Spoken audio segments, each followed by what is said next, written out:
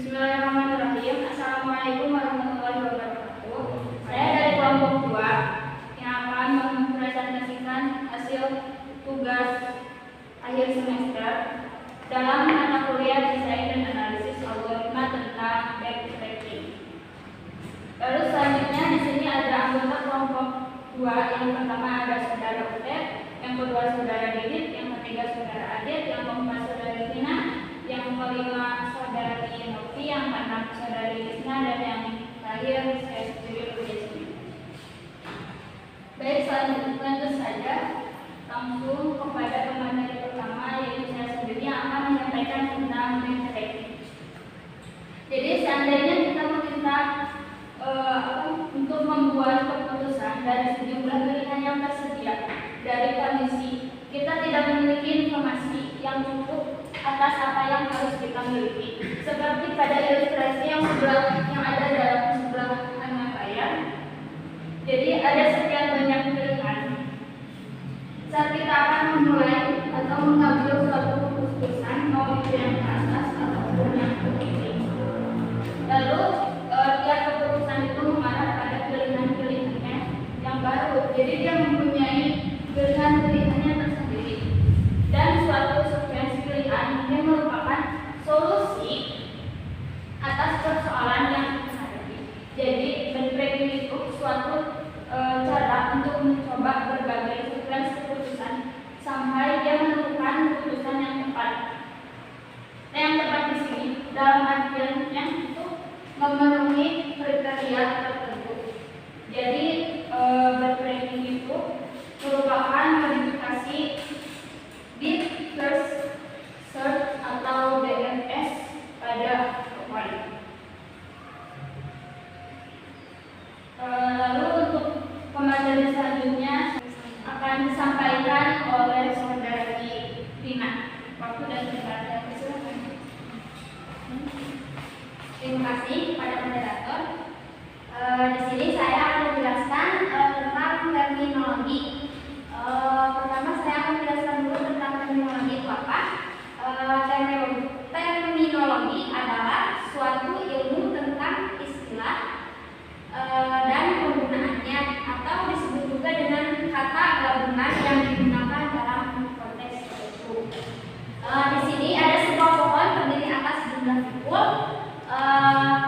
Ada 3 macam simpul. Yang pertama simpul akar, yang kedua simpul internal, yang ketiga simpul daun. Simpul daun di sini saya simboliskan dengan warna hijau, dan simpul internal saya simboliskan dengan warna kuning, dan simpul daun saya simboliskan dengan warna merah. Di sini apa itu simpul akar? Simpul akar adalah suatu bagian dari pohon struktur data yang dapat dilihat sebagai sebuah pohon lainnya yang terdiri dari sendiri. Yang selanjutnya simpul internal adalah sebuah simpul dalam semua simpul dari pohon yang memiliki anak dan bukan merupakan daun atau juga simpul yang lainnya. Yang terakhir simpul daun yang merah adalah semua simpul yang berada pada tingkat terendah dari pohon. Maksudnya tingkat terendah. Kenapa simpul daun berada di yang terakhir? Karena simpul daun tidak akan memiliki akar lagi. Jadi pencarian pada pohon dengan tujuan untuk mendapatkan simpul daun itu tujuannya. Poin selanjutnya yaitu tiap simpul bukan daun merupakan simpul orang tua dari satu atau lebih simpul lain. Maksudnya dari sini adalah dari tiap simpul bukan daun merupakan orang tua dari satu simpul atau lebih lainnya. Terus poin kedua, tiap simpul selain simpul akar memiliki tepat satu orang tua. Maksudnya tiap simpul selain simpul akar memiliki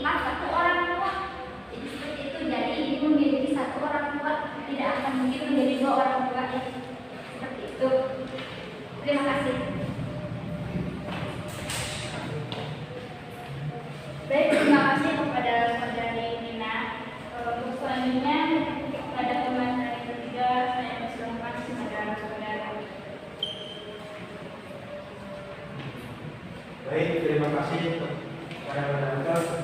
Saya lanjutkan ke materi selanjutnya, yaitu DFS atau bisa disingkat DFS. Pada DFS atau pencarian mendalam, suatu jalur diikuti segala mungkin sampai mencapai dead end. Contohnya, ini saya perlihatkan pada pohon ruang status. Kalau kita ingin menelusuri, maka kita harus membuat jalur dan melakukan penelusuran pada jalur segala mungkin sampai mencapai titik dead end. Visi dari DFS yaitu akan dikunjungi pertama, kunjungi semua turunan dari simpul tersebut. Akar ini akan pertama. Jadi selanjutnya visi yang kedua, kunjungi akar anak kiri dari semua turunannya, dan lalu kunjungi anak kanan dan semua turunannya. Jadi anak pertama harus dikunjungi dulu ke anak kiri, yaitu titik 2, anak 2. Lalu keju lagi ke titik 3, ke anak 3. Kalau tidak ada turunannya, baru lanjut ke anak 2 sini. Jadi angka pada simbol-simbol ini adalah runtuyan dari DFS. Mungkin sekian.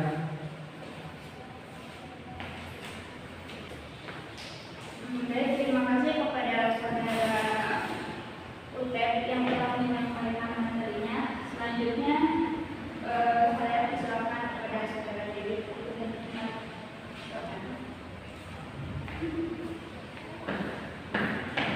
Selanjutnya yaitu tentang algoritma backtracking. Dalam algoritma backtracking terdapat 2 skema, yaitu yang pertama adalah check node dan yang kedua adalah expand.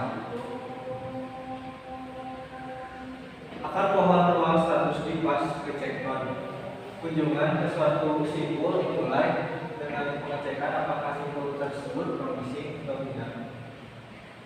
Sementara expand yaitu pengecekan apakah suatu simpul merupakan simpul promising dilakukan sebelum ke prosedur. Dari algoritma backtracking ini terdapat 2 perbedaan, yaitu dari segi promising. Yang pertama yaitu di check node kita harus mengecek ruang status di pas ke check node. Lalu dimulai dengan pengecekan apakah simpul tersebut promising atau tidak.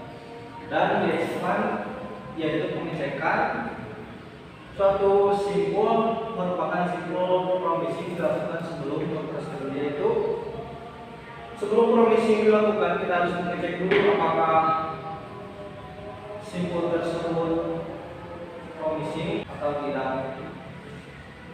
Nah, untuk lebih mudahnya dari kedua skema ini yang mudah adalah expand. Baik, terima kasih kepada saudara Dewi yang telah menyampaikan materinya. Selanjutnya saya persilakan kepada saudari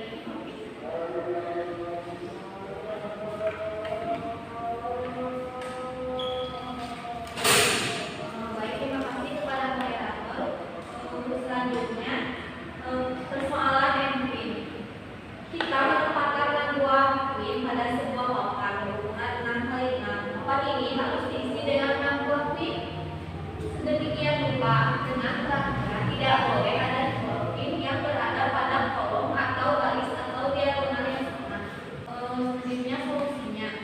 Yang disampaikan di layar ini hasil dari soal yang tadi. Tapi ini langsung saya akan mengulang kembali dari persoalan yang tadi untuk solusinya. Di sini ada 6 buah kolom dan 6 buah baris.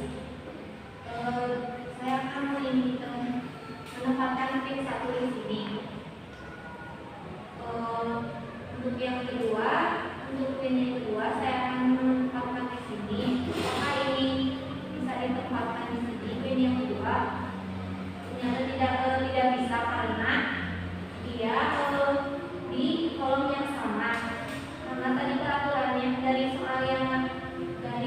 peraturan soalnya jadi tidak boleh ada pin yang di kolom yang sama atau di baris yang sama.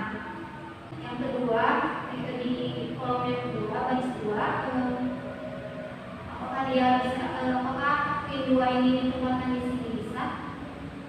Ternyata tidak bisa karena ini di diagonal yang sama. Yang selanjutnya di kolom selanjutnya ternyata ini bisa karena tidak di diagonal yang sama atau tidak di kolom yang sama atau baris yang sama. Untuk pin 2 ada di baris 2 kolom 3. Untuk menambahkan yang pin ketiga akan cari di sini. Ini tidak bisa karena sudah ada pin ini di sini. Di pin kolom 2 baris 3. Ini juga tidak bisa karena ini kesini diagonal yang sama. Selanjutnya di sini, apakah bisa ditempatkan? Ternyata tidak bisa karena ini di kolom yang sama. Selanjutnya di sini tidak bisa karena ini diagonal yang sama. Maka di sini apakah bisa? Ternyata bisa karena tidak di diagonal yang sama atau tidak di baris yang sama atau di kolom yang sama. Berarti di pin ketiga ada di baris 3 kolom 5. Selanjutnya akan menempatkan pin keempat. Dan coba di sini tidak bisa karena ada di sini bisa karena ini jauh dan tidak berdiagonal yang sama. Untuk selanjutnya menempatkan pilihan kelima. Kita coba yang ini. Pertama tidak bisa karena sudah ada. Yang ini tidak bisa karena ada di sini karena di kolom yang sama. Di sini tidak bisa karena ada juga. Karena ada yang sama pinnya. Di sini bisa karena di sini bisa ditumpahkan karena pin di sini tidak berdiagonal yang sama dan tidak ada baris yang tidak ada pin yang barisnya sama dan kolom yang sama. Maka ini pin kelima ditambahkan di kolom di baris 5 kolom 5. Untuk selanjutnya mencari menempatkan pin ke-6. Ini tidak bisa karena sudah ada. Ini juga tidak bisa. Ini juga tidak bisa karena sudah ada. Karena tidak boleh ada kolom yang sama. Ini juga tidak bisa karena ada pin sini jadi tidak boleh. Ternyata di sini bisa. Maka pin yang ke-6 ada di kolom 6 baris 6. Karena tidak ada lagi turunan lagi atau kotak lagi, maka gunanya ada di sini di 6 sama di kolom 6 baris 6. Sekian dari saya. Terima kasih. Baik, terima kasih kepada saudari Novi. Selanjutnya saya persilakan kepada saudara Novi. Ya, terima kasih kepada moderator. Penerapan algoritma dan tracking pada permainan word set puzzle. Di sini kita akan menggunakan bahasa Jawa ya untuk kasus pencarian puzzle.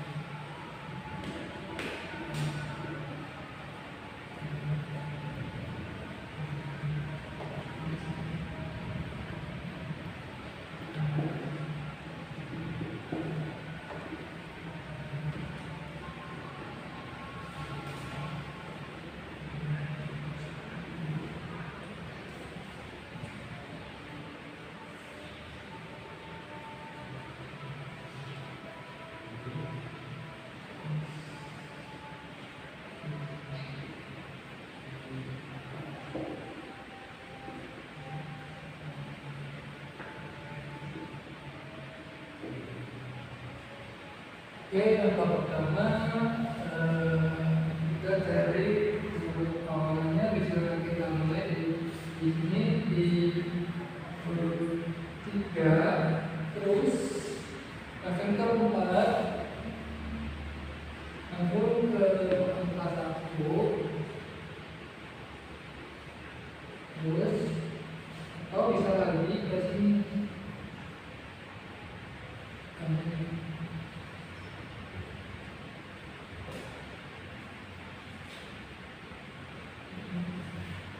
Dan dari saya kembalikan ke moderator. Baik, kepada saudara Adif, terima kasih yang telah menyampaikannya.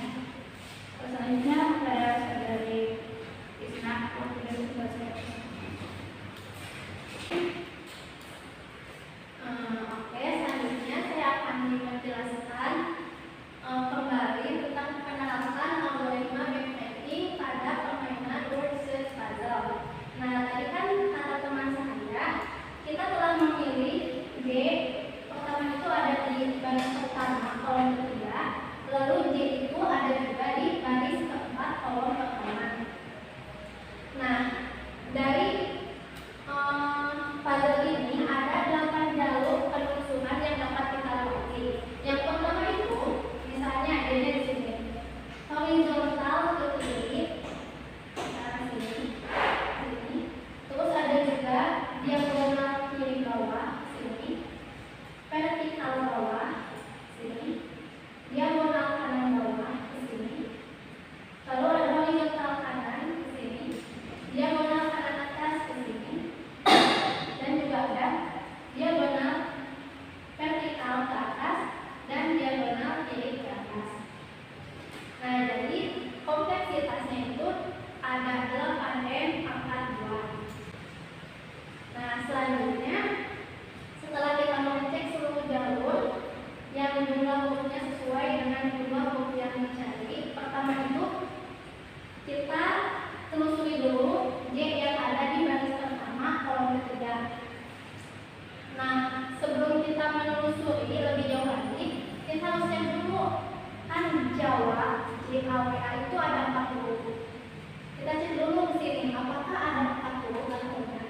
Nah, ternyata ke arah sini itu nggak ada 4 huruf, jadi ke arah sini nggak kita telusuri. Terus yang ke arah sini diagonal kiri bawah juga nggak ada 4 huruf, 1, 2, 3, berarti nggak kita telusuri.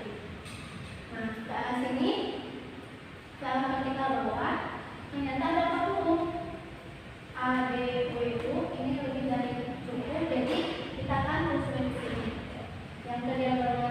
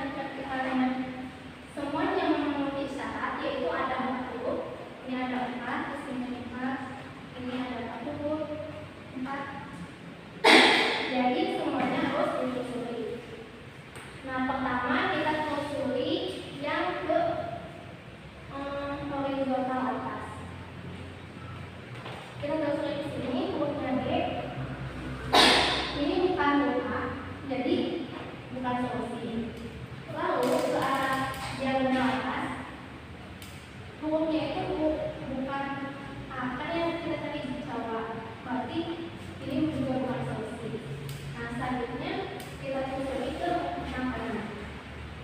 Dari D. Itu dari D ke A. Ini benar jarak. Terus kita telusuri lagi W. Ini benar W. Telusuri lagi. Ternyata hurufnya A. Nah, setelah kita lihat ternyata solusinya itu ada di baris ke-1, baris ke-4, kolom 1.